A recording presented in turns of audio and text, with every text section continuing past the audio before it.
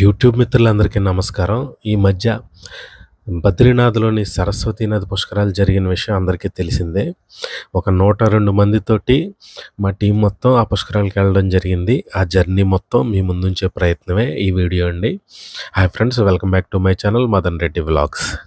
నేనైతే కొంతమందిని తీసుకుని ఒకరోజు ముందుగానే హరిద్వార్ వెళ్ళిపోయానండి. నెక్స్ట్ బ్యాచ్ తర్వాత రోజు వచ్చారు. ఎందుకంటే అక్కడ ఏర్పాట్లు ఇవన్నీ చూసుకోవాలి కాబట్టి. అంటే ఢిల్లీలో మేము ఎక్కింది ఏపీ ఎక్స్‌ప్రెస్, కొంతమంది తెలంగాణ ఎక్స్‌ప్రెస్‌కి వచ్చారు. కానీ ఢిల్లీలో మధ్యాహ్నం అంటే మా ట్రైన్స్ అన్నీ ఉదయమే దింపేసాయి ఢిల్లీలో. మధ్యాహ్నం వరకు హరిద్వార్ వెళ్ళడానికి ట్రైన్ లేదు కాబట్టి ఇక ఆ ఉదయం నుంచి మధ్యాహ్నం దాకా ఏం చూడాలంటే చాలామంది స్వామినారాయణ టెంపుల్, అక్షర్ధామ్ సజెస్ట్ చేశారు. దాని మూలంగానే వాళ్ళందరినీ చాలామందిని అంటే ఒక 40 మందిని స్వామినారాయణ అక్షర్ధామ్‌కి ఢిల్లీలో తీసుకెళ్ళడం జరిగింది. ఇక హరిద్వార్లో నేనున్న ఆశ్రమం నిస్కామ్ ట్రస్ట్. ఇది ఢిల్లీకి చెందిన వ్యాపారవేత్తదండి ఇది. ఈ నిస్కామ్ ట్రస్ట్ గురించి ఒక డీటెయిల్ వీడియో చేస్తాను. ప్రస్తుతం అయితే ఈ నిస్కామ్ ట్రస్ట్‌లోనే మేము రూమ్స్ తీసుకున్నామండి. పెద్ద హాల్స్ ఉన్నాయి. హాల్స్, రూమ్స్ చాలా బాగుంటుందండి నిస్కామ్ ట్రస్ట్ అన్నది. ఇక ఆ నిస్కామ్ ట్రస్ట్‌లో దిగిన తర్వాత ఆ మన్నాడు ఒక స్కూటీ రెంట్‌కి తీసుకుని ఇక నా పనులన్నీ మొదలుపెట్టాను. ఎందుకంటే 102 మందికి మొత్తం ఏర్పాట్లు చేయాలి కాబట్టి. సీతారామ ట్రావెల్స్ అని హరిద్వార్లో ఒక ట్రావెల్ కంపెనీ ఉందండి. ఆ సీతారామ ట్రావెల్స్ దగ్గరికి వెళ్ళి ఒక 3 బస్సులు, ఒక టెంపో ట్రావెలర్ మాట్లాడుకొని మొత్తం పేమెంట్ చేసి ఇక మనకు కావాల్సింది, ఎందుకంటే 102 మందికి ఎవడు కూడా ఏ హోటలోడు కూడా తిండి పెట్టలేడు కాబట్టి ఇక కొన్ని అక్కడ హరిద్వార్లోనే ఒక టెంట్ హౌస్లో కొన్ని సామాన్లు, 2 సిలిండర్లు తీసుకుని మొత్తం ఇవన్నీ ఈ ఏర్పాట్లన్నీ మొత్తం చేసుకున్న తర్వాత ఇంకా సాయంత్రం హరిద్వార్ అండి. హరిద్వార్ గంగా హారతి చాలా ఫేమస్. ఎందుకంటే గంగా హారతి పుట్టింది హరిద్వార్లోనే. ఫస్ట్ గంగ హారతి ఇచ్చింది హరిద్వార్లోనే కాబట్టి ఈ గంగా హారతి చాలా ఫేమస్ అండి హరిద్వార్లో. ఇది హడ్కీ పౌడీ ఘాట్. ఇది సాయంత్రం అయ్యేసరికి కిక్కిరిసిపోద్దండి ఈ ఘాట్ మొత్తం.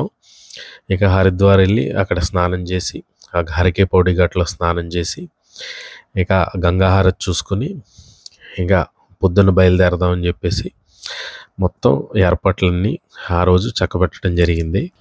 నేను మా ప్రసాద్ ఈ ఏర్పాట్లో ఉంటే మిగతా వాళ్ళందరూ ఈ హరిద్వార్లో ఫేమస్ టెంపుల్స్ అయినటువంటి మానసాదేవి, చండీదేవి టెంపుల్కి వెళ్ళి వచ్చారు. ఇంకా సాయంత్రం ఈ గంగా హారతి చూసుకుని ఇక అందరూ నిస్కామ్ ట్రస్ట్కి చేరుకోవడం జరిగింది. ఆ తర్వాత నెక్స్ట్ బ్యాచ్ వచ్చేవాళ్ళు కూడా ఇక అలాగే వచ్చి ఆ పొద్దున్నే బయలుదేరటానికి మొత్తం సిద్ధమైపోయామండి. మొత్తం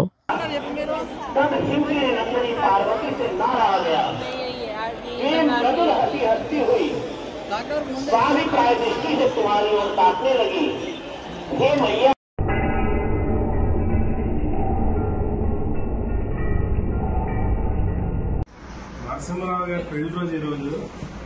ఆల్సో మన గులాబీ పువ్వు మమ్మీ గారి పెళ్లి రోజు కూడా ఈరోజు.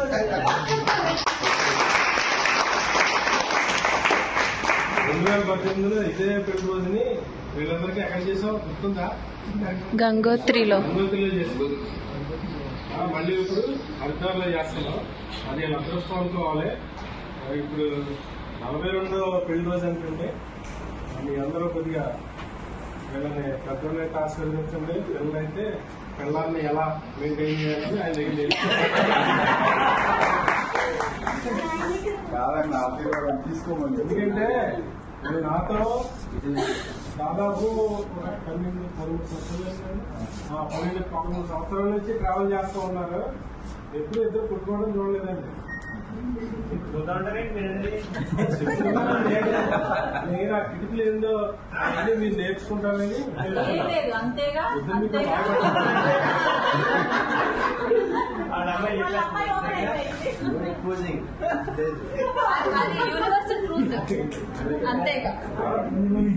అయిన తర్వాత మన టూర్ గురించి మాట్లాడుకుందాం. కేక్ కటింగ్ అయిన తర్వాత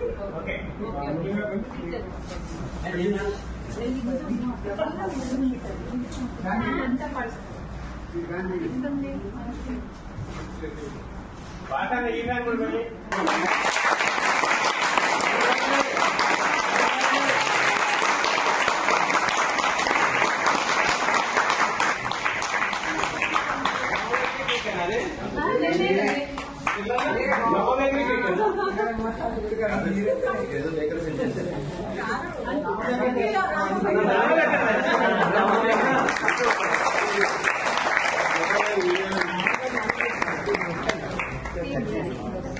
ఫోటో ప్లస్ వీడియో రెండు తీస్తున్నాం.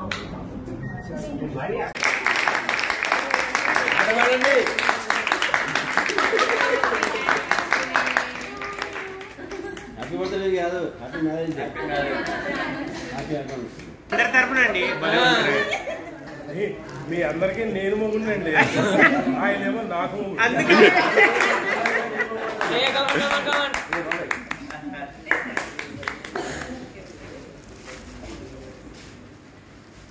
చెప్పలు గట్టి కాపాడ్లో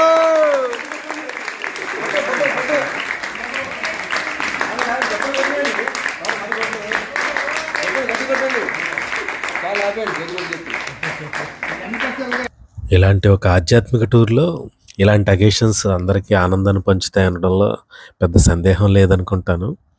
కానీ చాలా బాగా జరిగిందండి వీళ్ళ పెళ్లి రోజు మాత్రం.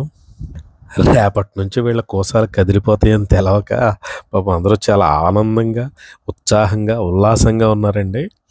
ఇక రేపు నుంచి వీళ్ళ కష్టాలన్నీ రేపటి నుంచి మొదలవబోతున్నాయి. ఇక ఇది మా బస్సు కాన్వాయ్ అండి. ఇది 3 బస్సులు, ఒక టెంపో ట్రావెలర్. ఇది సీతారామ ట్రావెల్స్ దగ్గర తీసుకున్నా అండి.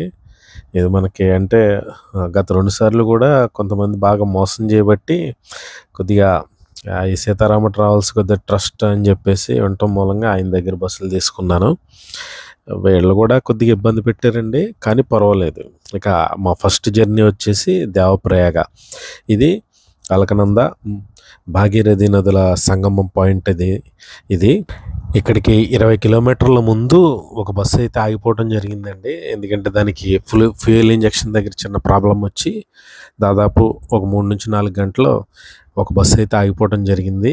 దాని మూలంగానే వారికి ఈ దారిదేవ్ ఆలయం చూసి అవకాశం లభించలేదండి. ఇది దారిదేవ్ ఆలయం. నేను అంటే ఎవరైనా సరే చార్ధామ్ యాత్రని యమునోత్రి, గంగోత్రి, కేదార్నాథ్, బద్రీనాథ్ ఇట్లా మొదలు పెడతారు. కానీ నేను రివర్స్ మొదలు పెట్టానండి. ఎందుకంటే మన పుష్కరాలు మన మెయిన్ టార్గెట్ పుష్కరాలు కాబట్టి నేను బద్రీనాథ్ నుంచి మొదలెట్టాను. అంటే బద్రీనాథ్ పుష్కర స్నానం అయిపోతే ఆ తర్వాత అన్నీ చూసుకుని రావచ్చు అని చెప్పేసి నేను ఎట్లా తీసుకెళ్తున్నానండి. ఎందుకంటే ఇట్లా యమునోత్రి, గంగోత్రి, కేదార్నాథ్ ఇవన్నీ చూసేసరికి బద్రీనాథ్ వచ్చేసరికి బాగా వీక్ అయిపోతారని జనాలు. దాని మూలంగానే మన మెయిన్ టార్గెట్ ఏదైతే ఉందో అది కొంతమంది మిస్ అయ్యే ఛాన్స్ ఉంది. అవన్నీ నేను నెక్స్ట్ వీడియోలో అసలు ఎంతమంది పుష్కర స్నానం చేశారు, ఎట్లా చేయలేదు, కొంతమంది ఎట్లా వెనక్కి వెళ్ళిపోయారు, ఇవన్నీ నెక్స్ట్ వీడియోలో అయితే కంపల్సరీ చూపిస్తాను. ఇది మాత్రం దారిదేవ్ ఆలయం అనమాట అండి. ఈ దారిదేవిని ఉత్తరాఖండ్ ప్రజల్ని రక్షించడానికి, చార్ధామ్ యాత్ర చేసే భక్తుల్ని రక్షించడానికి ఉన్న దేవతగా చెప్తారు. చాలా మహిమాన్విత ఆలయం అండి. ఈ ఆలయం గురించి మనం ఇదివరకే ఒక వీడియో చేస్తున్నాం. ఈ అమ్మవారి నీటిలోనే ఎందుకున్నదన్న దానికి ఈ దారిదేవ్ ఆలయం, ఈ అమ్మవారి విశిష్టత ఇవన్నీ మన యూట్యూబ్ ఛానల్లో ఒక వీడియో ఉంటుందండి. లింకు కింద డిస్క్రిప్షన్లోను పైన ఐకార్డ్స్లోనే ఇస్తాను, చూడండి. ఇక ఈ దారిదేవ్ ఆలయం చూసిన తర్వాత ఇక్కడ నుంచి ఇంకా డైరెక్ట్ మేము పిప్పాలకోటికి దగ్గరలోనే ఒక ఊర్లో ఆగామండి. ఇవి పాడి సతూస్ అంటున్నారండి వీటిని. ఇది దారిదేవ్ ఆలయం దగ్గర దొరుకుతూ ఉన్నాయి. పుల్లగా ఉప్పుగా చాలా బాగున్నాయండి. ఇవి దారిదేవ్ ఆలయం దగ్గర అయితే దొరుకుతూ ఉన్నాయి. ఇక్కడ స్పెషల్ అని చెప్తా ఉన్నారు. ఇవి నిజంగానే స్పెషల్గానే ఉన్నాయండి. ఇవి అంటే చిన్న స్ట్రాబెర్రీస్ లెక్క ఉన్నాయి. ఇవి ఇక్కడ వీటిని ఉప్పు కారం వేసి మరీ ఇస్తున్నారండి. టేస్ట్ అయితే అదృష్టం. రెండు రఘురామ్ గారు ఎట్లున్నాయి? చాలా బాగున్నాయి. Local food. యాక్చువల్గా బద్రీనాథ్ అంటే బద్రీనాథ్కు 100 కిలోమీటర్ల ముందు పిప్పాలకోటి అనే ఊరు ఉంటుందండి.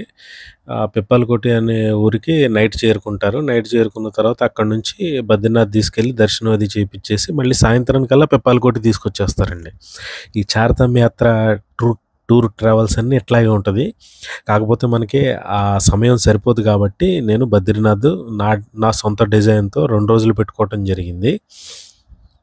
ఇక పిప్పాలకోటిలో ఆగిన తర్వాత పిప్పాలకోటి నుంచి ఆ మన్నాడు ఉదయమే బయలుదేరి ఇక సరస్వతీ నది పుష్కర స్నానం చేయటం కోసం బద్రీనాథ్ వెళ్ళటం జరిగింది. ఇది బద్రీనాథ్ మొదటి ఎంట్రన్స్ అనమాట అండి. ఇది బద్రీనాథ్ ఈ ఎంట్రన్స్ ఎట్లా ఉంటుంది. ఇక్కడ నుంచి ఇక బద్రీనాథ్ మొదలవుద్దండి. ఇక్కడ నుంచి ఎక్కడికి గుడి దాదాపు 1.5 కిలోమీటర్ దూరంలో ఉంటుంది.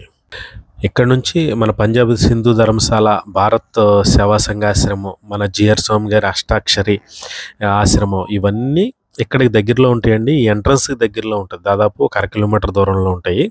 ఇప్పుడు మీరు చూస్తున్నది వచ్చేసి బద్రీనాథ్ బైపాస్ అండి, కొత్తగా వేసిన బైపాసు. ఇక ఇది డైరెక్ట్ ఇక్కడ నుంచి ఇంకా బద్రీనాథ్ ఊళ్ళోకి వెళ్లకుండా డైరెక్ట్గా మన కొత్త బస్ స్టాండ్ ఏదైతే ఉందో అక్కడ నుంచి డైరెక్ట్ మానే వెళ్ళిపోద్దండి. ఇది కొత్తగా కన్స్ట్రక్ట్ చేశారు. ఇంకా బద్రీనాథ్ చాలా డెవలప్మెంట్ చేస్తున్నారండి బద్రీనాథ్లోను. అందులో మెయిన్ డెవలప్మెంట్ ఈ బైపాస్ అండి. ఇదివరకు అయితే ఈ బైపాస్ ఉండేది కాదు. దాదాపు 2 సంవత్సరాల క్రితమే ఇది కన్స్ట్రక్షన్ చేశారు. ఇది ఇక్కడ నుంచి డైరెక్ట్ మాన వెళ్ళిపోవచ్చండి. ఇక ఈ వీడియో ఎక్కడితో ముగిస్తున్నాను. తర్వాత వీడియోలో సరస్వతి పుష్కరాలు, ఈ సరస్వతి పుష్కరాలు స్నానం చేసేటప్పుడు ఒక మిరాకిల్ జరిగిందండి. అంటే నాకు మిరాకిల్ అదేంటన్నది వచ్చే వ్లాగ్లో అయితే కంపల్సరీ మీకు వివరిస్తాను. ఇది బద్రీనాథ్ నుంచి మానా వెళ్ళే దారండి. ఈ దారి కూడా బాగా వెడల్పు చేశారు. రోడ్లు అది చాలా బాగా వేశారండి. ఇది బద్రీనాథ్ నుంచి కేవలం 3.5 కిలోమీటర్ల దూరంలో ఉంటుంది, 4 కిలోమీటర్ల దూరంలో ఉంటుంది.